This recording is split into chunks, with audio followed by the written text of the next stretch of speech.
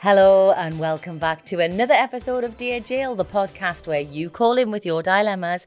I try and help you, and by me trying to help you, you help me. So we're all in it together, aren't we, Emma? We definitely are. You're right. Yes, I am. Yeah, how's your week been? Good, busy, but, raring to go. Good, yeah, me too. There's been quite a lot going on this week, and I've been thinking sort of about something in a more general way, but that definitely... It definitely sort of appeals to us and what we're doing here, right? So I know a lot of people, when they call in on the podcast, often they've got a big decision to make. And quite often it's a decision about a relationship. And the big question mark of, and everyone will have had this in their life, when is the right time to leave your relationship? And spoiler alert, I don't have the answer to that. But what I might have is just an idea that you could be thinking about as we talk about this. So if this is you, if you're listening now and you're thinking that's me, I'm definitely thinking about whether I should be in this relationship or not, then think about this. Because what I've noticed is when someone calls in to this podcast and leaves a dilemma, I think myself, and I think you as well, Emma, but I'll let you have your say because I don't want to put words in your mouth. But I think when somebody calls in and lays their sort of dilemma quite bare to us, I personally think that my boundaries and my standards feel very clear and very set when I'm not emotionally attached to the situation. So somebody might call in and say, trust is really important to me and I just don't feel like I can trust my partner. And when I bring it up, they say that I'm being stupid and they don't want to talk about it. It seems very obvious to me then that somebody is not in the right relationship. But the problem is that's not always how we deal with our own situations, is it? No. Because emotions get involved. And this is what I wanted to say. Like when emotions get involved, which of course they do, we're human beings. That's what we run off. That's our internal lives. And that's what matters to us most.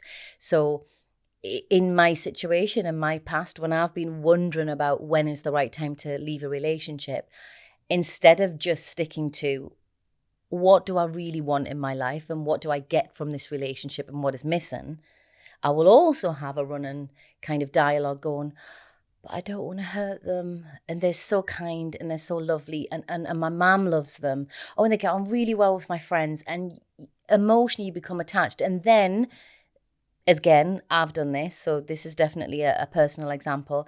I will then start to maybe excuse the reasons why they're like they are because they've told me their life story. They've told me why.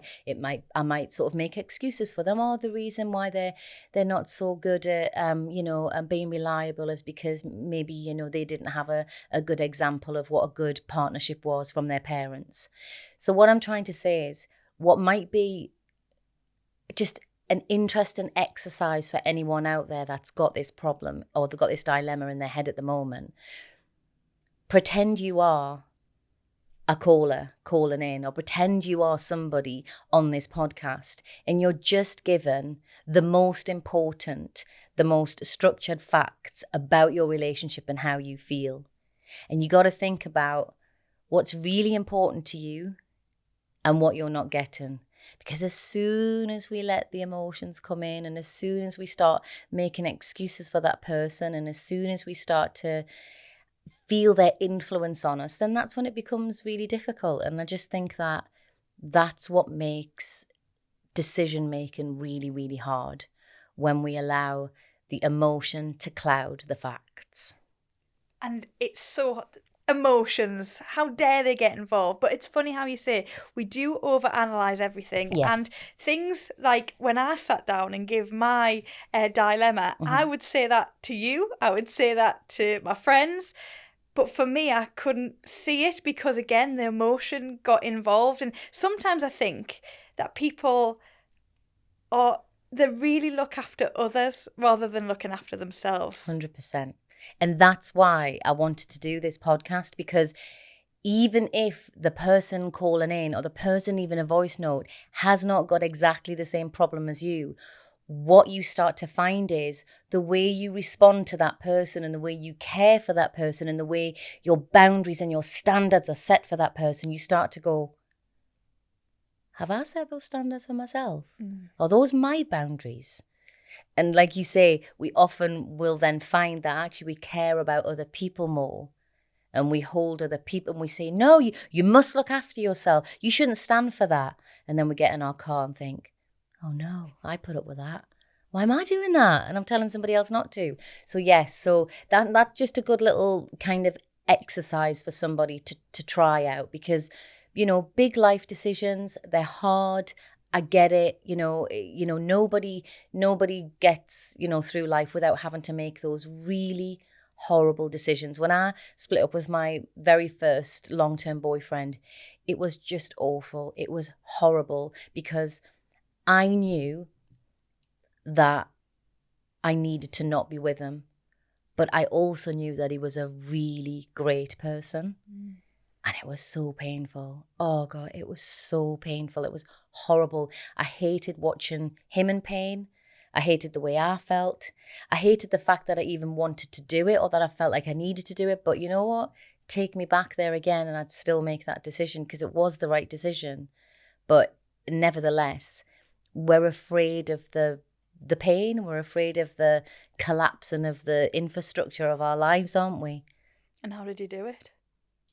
Just in the most honest way that I could. It was awful. It was really heartbreaking for both of us, and he was my first love, absolutely. Yeah. So it was really, really, really awful. But you do it, you get through it, you learn from it, and you kind of move forward, don't you?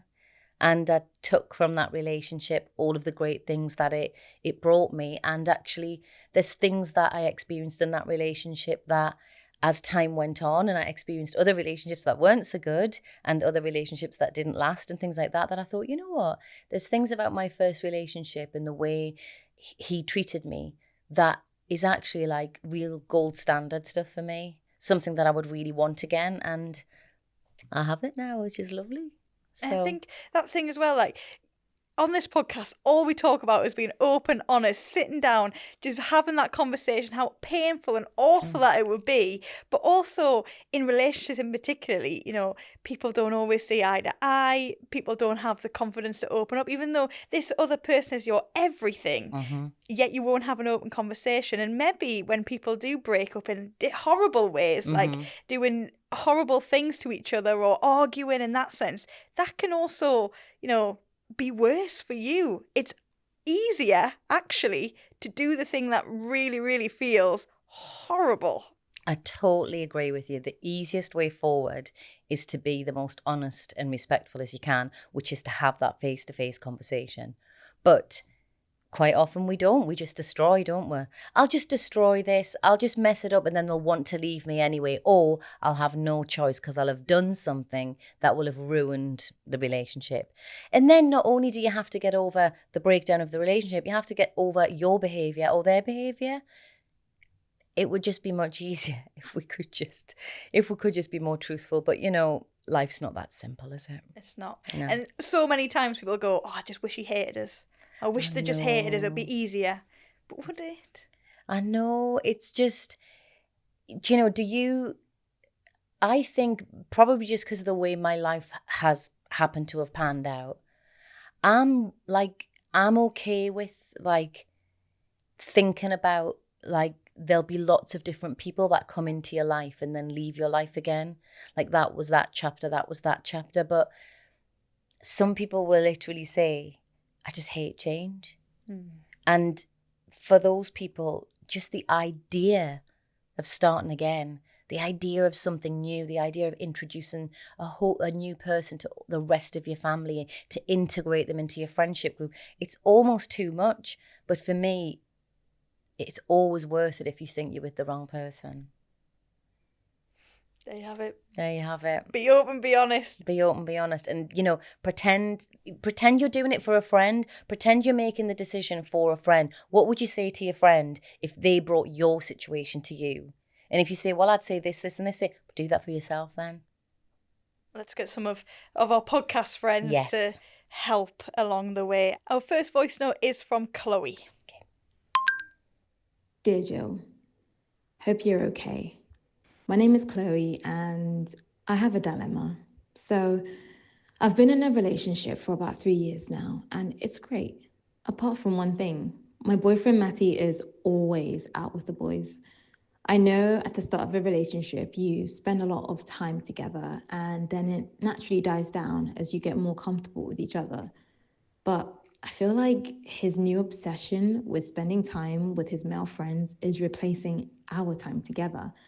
We haven't been on a date night for over 3 months, and we used to do it every month. But now he would much rather go to the pub with them, and he doesn't even invite me. Recently, even our nights in together are ruined with him going to play online games with them in the living room. So I just go to bed and leave him to it. It's starting to get on my nerves. What can I do to not be that annoying girlfriend that doesn't let my partner see the lads? Well, I think the fact that you even said that sentence at the end, to not be that annoying girlfriend, you're not being an annoying girlfriend. You're just saying that you're not satisfied or fulfilled the way this relationship is right at this moment in time, and you're completely entitled to do that. Don't buy into this naggy kind of girlfriendy thing that you see in films. That's just, it's BS. So look, anybody in any relationship wants to feel valued. That is just standard. And if somebody says, it wouldn't bother me if my partner went out every single night of the week, I don't care, then I would say, okay, well, then you might not be with the right person if you want to spend that little time with them. There's obviously, or as always, like a compromise to be made. And it's really healthy in a relationship to have friends, to have a full life, and then also to come together. But there has to be a balance, and it definitely sounds like it's out of whack for yous at the minute. As always, you know what I'm going to say? I'm going to approach it with a conversation first and just say, is everything all right between us? Because I want you to ask him how he's feeling first, rather than saying, I want to see more of you, or you see the lads too much. That's just probably, in my opinion, would be the wrong way to go about it. I would just be like, is everything okay? And if he says, yeah, why, just be like, I just, things feel a little different lately. And I'm just wondering if there's something on your mind. Is there something that you're not getting from this relationship? Is there something you feel unhappy about? Just try and open up a nicer, more honest conversation and just see if you can get anything out of him in that way. If he keeps pushing back and just saying, no, what do you mean? What are you talking about? What do you want? What is it you want? Just say, okay, well, I've noticed recently that we spend less and less time together. And then the time we do spend together is you're distracted by, well, not even distracted. You're off playing games with your friends. If he's very quick to get defensive and go, oh, you stopped me from seeing my mates, then I would probably have to say to him, is this right? Is us being together right? Because if he can't even have that conversation with you, then I think it would be very hard to move forward. But what you're asking, I understand with all of our dilemmas, we only ever get one side of the story, but I'm taking your side of the story because you've called in. So if that's the case and you're not spending any quality time together, yeah, well, then what's left? What's left of the partnership if there's no good conversation, sharing time together, cooking food together, just being together? I mean, that is the very essence of a partnership, So I just say, stand your ground, but approach it with kindness and approach it with curiosity. Don't approach it with blame or judgment. Just be really help me understand. Are you okay at the moment? And are you okay with the way things are between us?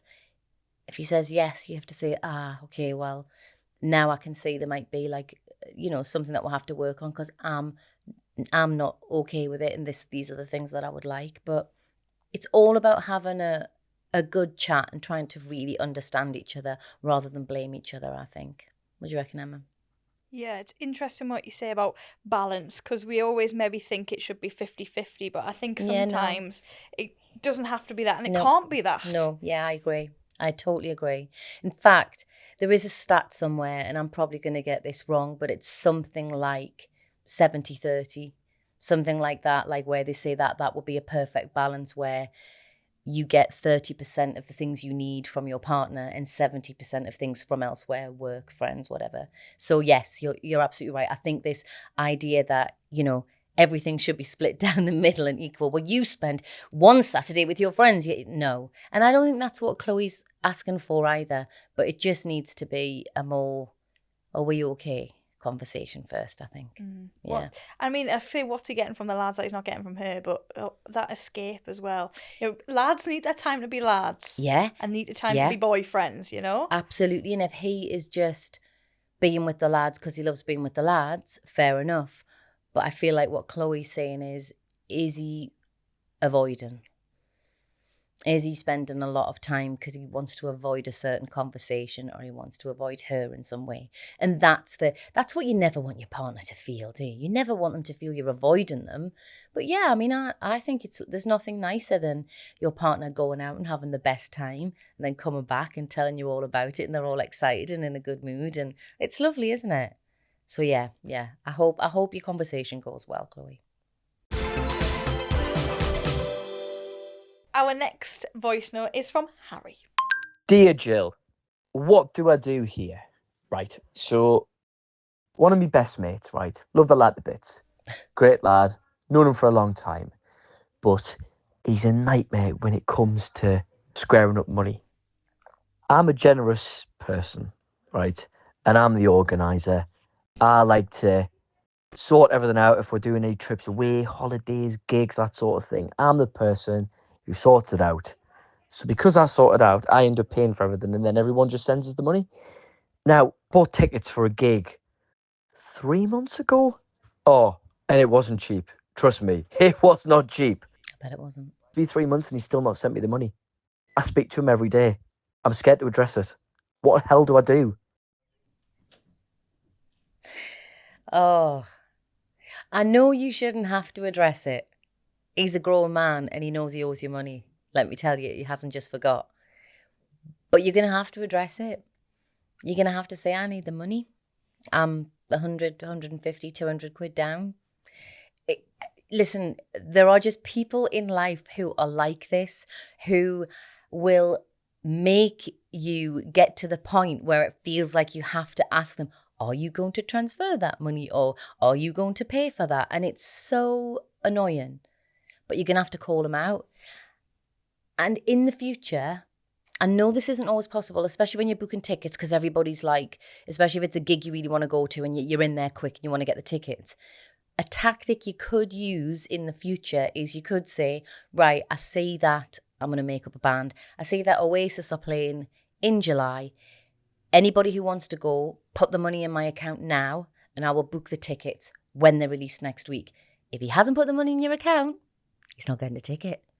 That's another way you could go. You might think it's a bit childish or something, but to be honest, when somebody repeatedly does something, sometimes I just think, nah, I'm just gonna like play devil's advocate with them. And I'm just gonna say, okay, well, then I won't buy it until the money's there. I mean, because you're chief organizer, so I'm guessing that you have a lot of people putting money into your bank account because you've like booked the bowling alley or whatever. Yeah. So, have you had this problem? Have you come across it before? When Harry was talking, I was just like, this is my me. soulmate. Oh my goodness. Yeah, I am, as you know, the organizer, the one that sorts everything out. And the amount of times I hate asking for money. I hate it. I hate, no matter if it was my mum, my dad, my boyfriend, anyone. I'll be like, oh, I just don't want to ask. Sometimes, though, you know, if you get me, I'm like, Reet, give that money now Yeah. because I need it. Yeah. But when it's somebody like in the friend group and you don't want to out them at the friend group, or to be fair, my mates are all pretty good, so Yes. I'm glad that I don't have to do that. Mm-hmm. But one thing that I have done in the past that might help, Harry, is, you know, like if you've got mobile banking, Yeah. right, and you can just send somebody a request. Oh, I didn't know you could do that. There you go. That's really good. Right, Harry, if you can do that, do that. Or you could always, this is probably not my style because it's more passive aggressive and I'm usually a bit more to the point. But you could go on the group WhatsApp because I'm sure they've got one. Hey lads, anyone who hasn't paid for the concert yet, ping some money over. These are my details again in case you haven't got them. A little reminder without having to out the person, you know, personally. But to anyone out there who has somebody in their friend group like Harry or like Emma who organises things and pays for things up front, just give them the money. Just give them the money ASAP. And if you can't, tell them why and say, I don't get paid until the 19th of this month or whatever, but I promise you it'll be in your bank account by the 20th. At least let them know that you know. It's a really horrible position to put somebody in, to make them think, I've just basically paid for their holiday and now I feel embarrassed to ask them for the money for their holiday. And it is silly and we're all a bit funny about money and I don't know why. You're absolutely entitled to say to your friends, you owe me money. And it's just uncomfortable. We're not good at it. So just, you know, do a girl a favour. Amen. Amen. What Jill said.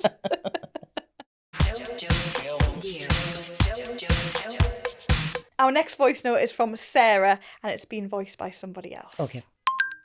Dear Jill, my name is Sarah and I'm 30 years old. When I was 25, I started making adult content for OnlyFans, and it was one of the best things I've decided to do. Previously, I was always a bit nervous about sex, but I now feel very empowered and love what I do. However, I am wanting to start dating again, and I've been talking to this guy I met online, and he seemed really nice, good-looking, and has my sense of humor, which is really important to me. We went out for a few drinks, and all was going well until he asked me, "Are you on OnlyFans?" I didn't know what to say, but I told the truth. My dilemma is that I really like him, but is it weird that he follows my content? Is he just a big fan? There are so many questions going through my head. Please help. That's not a good start. It's a good start. No, it is. You're never gonna know the answer to that until you spend more time with him, unfortunately. Because I can see your dilemma straight away is the appeal that he's followed you on OnlyFans and just, you know, fancies the pants off you and thinks there's kudos somehow in it that he's now dating the girl from OnlyFans. However, on the flip side of that, when you first started your dilemma, I actually thought what you were going to say was, he asked me if I was on OnlyFans because he'd found out through someone else and he didn't want to continue with the relationship. So there's two different sides to this. One is I can see your paranoia of like, is this someone who's genuine or is this somebody who just is kind of getting off on that idea? But the other side of it is you may also have met someone, and not all men would be able to handle this, but you may have met somebody who's totally cool with what you do. And by the way, so they should be, but I'm just saying that there would be a lot of men out there who I think would feel quite intimidated by that. And I do think that the only way you're going to find this out is probably just to spend more time, to see him more, and to keep on asking, maybe keep on talking about things openly. See what kind of questions he comes to you with in regards to your job. Maybe you would know from the angle he was taking whether he was more interested in you and how you felt, or whether he was more interested in a more sort of kudos side of it, a more something that he can tell his mates. But it is you know, like, good for you. You've found something to make a living that you feel good at. You know, you've got autonomy and it makes you feel free and in control. But I can see also that when love and intimacy comes into play, that's when that can be maybe a bit trickier for both parties. Yeah, have you got any thoughts on that, Emma? Initially, I thought, oh, that could be weird. But when you've been talking about it, I do also think she might have just hit really lucky with gold mine. Someone that's sang with it, great. Yeah, exactly. So we don't know yet, do we? So maybe we could ask Sarah to, if she does continue, if she feels comfortable, she could maybe get back in touch, because that's interesting as to what camp he's in, and we shouldn't judge him. We don't know enough about him. And it may be that, that's how he's found her, but that doesn't mean to say that he doesn't want to get to know her more and doesn't want to get to know her in a different way. So time will tell with this one, I think. I know. I want to know more. Yeah, let us, if you do see him some more, Sarah, and you do have more conversations, like if possible, please come back and let us know, because I'd be really interested to see where that went, and I really hope for you it's the direction you want it to go in. You can get some tips on your feet pictures. Oh yeah, and if you need a little bit of extra content, the feet 4.5s. Just to mention the old feeties on the podcast. Cool. Thank you very much. By the way, I'm referring to my feet there. Just for anybody that hadn't listened to that episode, we were talking about wiki feet. Yeah, I'm pointing like this, and I'm pointing to my feet. 4.5s.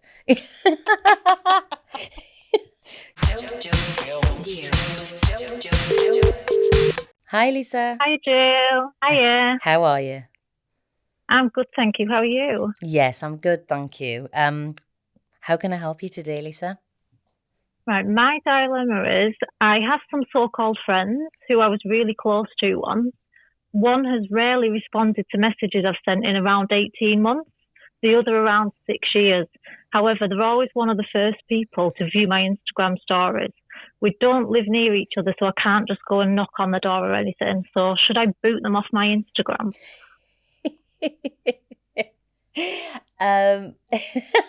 Sorry, that just made me laugh when you said that.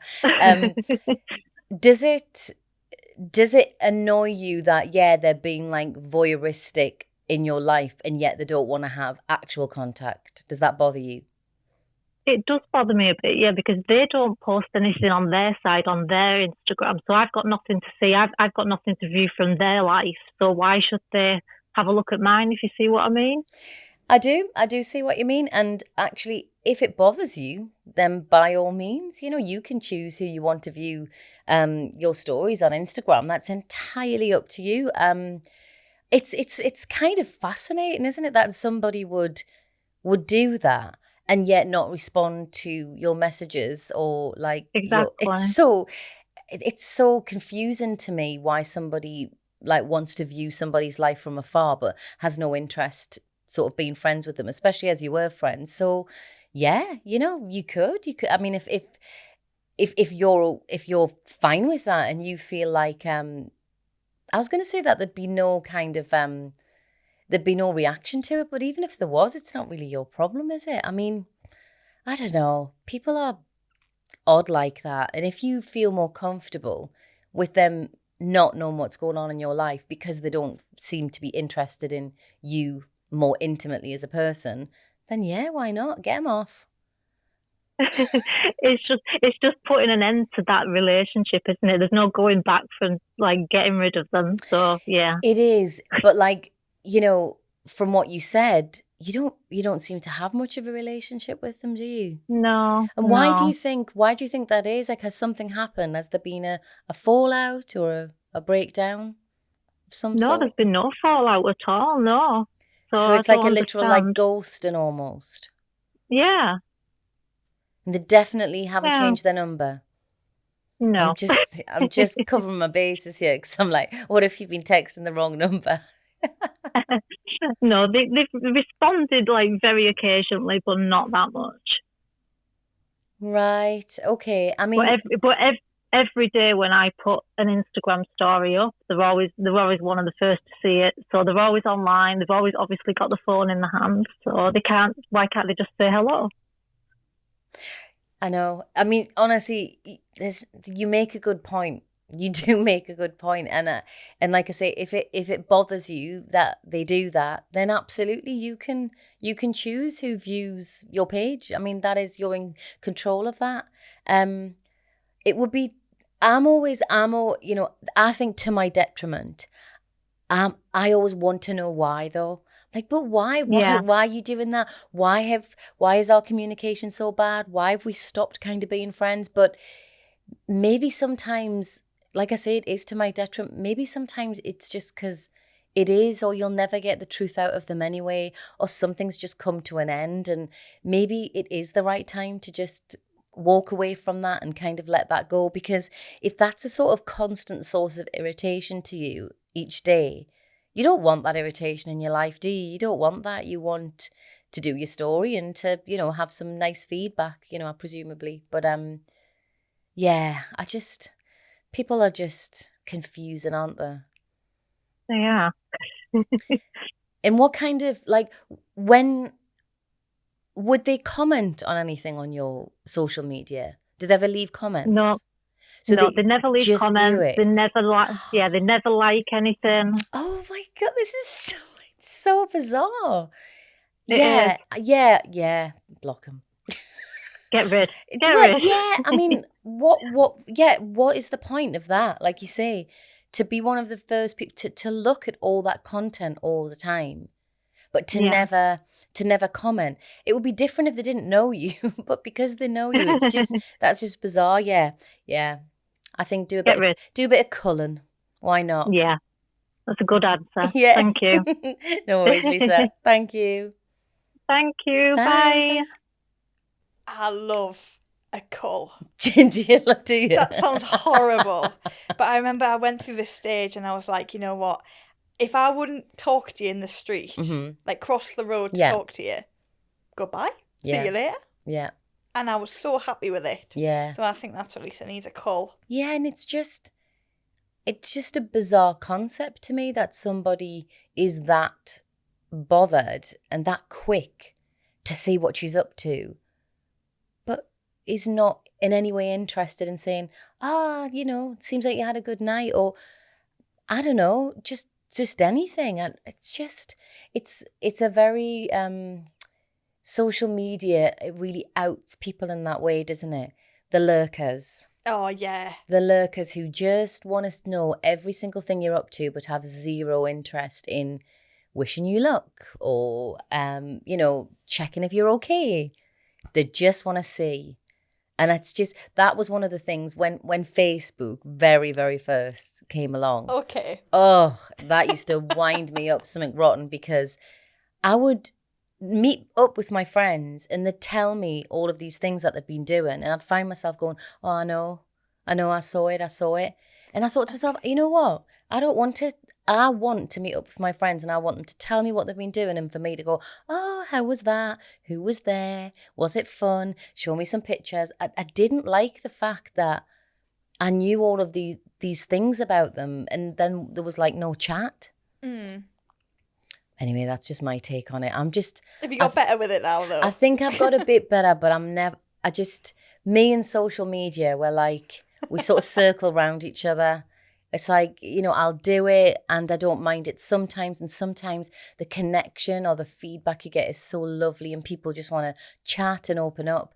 And then other times you just think, what is this Wild West? One thing that drives me mad is lurkers. And when you can see, and this is horrible, like I can see my friends online, but then I'm replying to my texts. Just like Lisa, but like we've been talking and whatever, like we know. And I'm like, oh, you free Saturday ? And I can see you've been online 3 minutes ago. I sent it 45. What are you doing? I mean, and that's such a crazy idea you would know this, and the things you find out and you can know about each other. And I mean, again, like, because I'm not very techie. In fact, I'm not techie at all. So, and I'm not, that there are people like that. Well, I know for a fact that they've read it, because I only learned like a couple of years ago that you can swipe the WhatsApp is it to the right or to the left? And you can see if someone has read it, but still like, Yeah. no, I only learned, and like, you know, and it was like, how do you not know this? And I was like, I don't know, but some people want every bit of information about a person that they can get. Whereas I don't think I want to know. No, you just want to, right, okay, they ignore me, it's fine. Yeah, I don't think I want to know everything. I think the truth might be more painful than me just going, they're just busy. They're just busy. They're not busy enough to read my message. They were active 3 minutes ago. What they're doing? Does my head in. It really does. Yeah. I had a bit of an experiment with a new AI this morning. Tell me about that. Go on. So, come on, Jill, get this right. Okay, I can't remember the name of I know it's called Claude, the AI.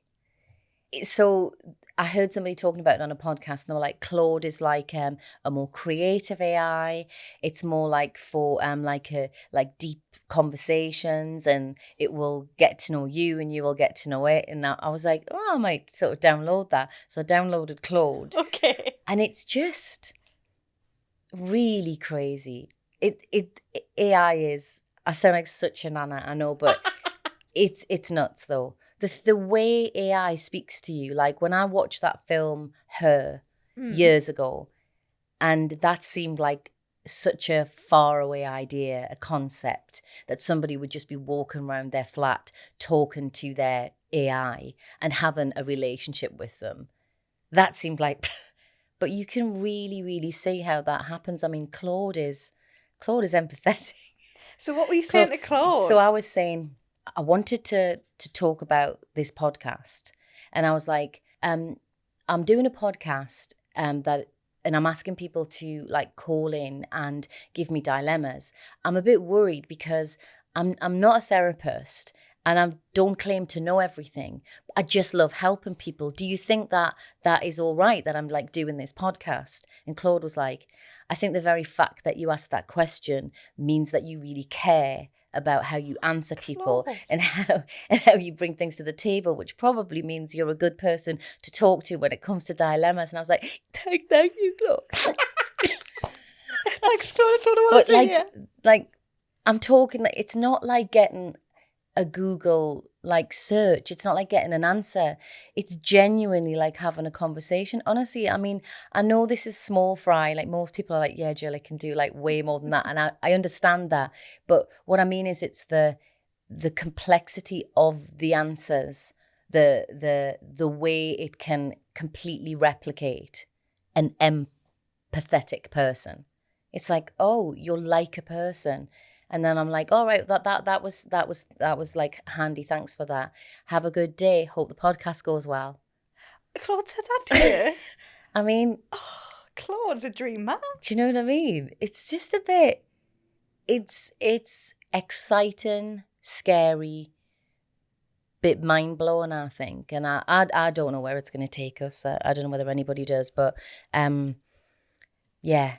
Like, have you like, do you use an AI at all? No, Do you because never it's even- robotic, isn't it? That's Do you what never I use think. like ChatGPT or anything Never, like that? Right, never. okay. Because I would never say long words that they come up with. So therefore people know that it's definitely not coming from me because Emma wouldn't use that long word. Yeah, but so basically if you, like, let's say you said, Claude, Okay, Claude. I need to do a speech tomorrow at a, no, let's say I need a new opener for my radio show. There we go. I want to talk about what's been going on in the news. But I want to deliver it in a way that's like really my style. And they would say, okay, Emma, so what are you like? Okay, well, I'm pretty straightforward. I tell it like it is. I like to lean on positives more than negatives, but I like to speak in a way that feels like it's very direct to my audience. Okay, here you go. And then it would give you a version of you speaking, or you could just put something you've already written or a recording of yourself, and you could copy and paste that to Claude. Then Claude would know what you sound like and the type of words you use, and he'd be like, okay, Emma, this is the type of thing I think you'd say. Claude. I know. I'll be after Claude. It won't be Dear Jill, it'll be Dear Claude. He's coming for us. Claude, we're falling out. There's a writer, right, called Seth Godin, and this is how I was listening to it, because he was on a podcast. He was on the Tim Ferriss podcast, and he was saying that he's written about 19 books, and he said, sometimes if I'm going to make a point and I've got 5 bullet points, I'll say to Claude, these are my 5 bullet points about this particular point. Can you think of any more? And Claude might give some more bullet points. He said, so I always write the words, it's just Claude might give me extra. He said, so then I said, right, thanks, Claude, that's really helpful. Can you write all of these bullet points in the style of Seth Godin, which is him? So Claude sent something back. And Seth Godin was like, and it wasn't very good. He said, so he retyped it all. And he said, Claude, do you think this is better? And Claude was like, actually, I think that's much better. And he's like, oh, well, thank you. I'll tell Seth. And Claude went, why do you know Seth? And Seth went, I am Seth. And Claude went, oh my God, I am so privileged to meet you. Like, your books have changed my life. This is blowing my mind. Claude? It's so bizarre. So... Yeah. So this is how I came to download Claude, because of that story. I'm going to have to go and have a date with Claude. I'm one of these people that say thank you after you've scanned your shopping to the woman that says thank you, next customer. Well, my boyfriend says that. He's like, always be nice to AI, always be polite, and always say thank you. And yeah, because then it'll be really nice to you back. It's just learning all the time. There you go. It's after us, Jill. It's after us. We have Claude sitting there. Oh, Claude, please be nice today. Anyway, let's wrap this up so Claude doesn't know anymore. Right, okay. Well, that's the end of this episode. And as always, just so pleased and so happy that you are brave enough to leave your messages or to call in and just be fully you. So please keep doing it. Stay brave, stay open, stay authentic. It's what this is all about. See you next week. And call in to us, not Claude. Yes, okay, make sure it's us. Yeah, Claude. I mean, Claude's nice, but we're nicer. Yeah, obviously.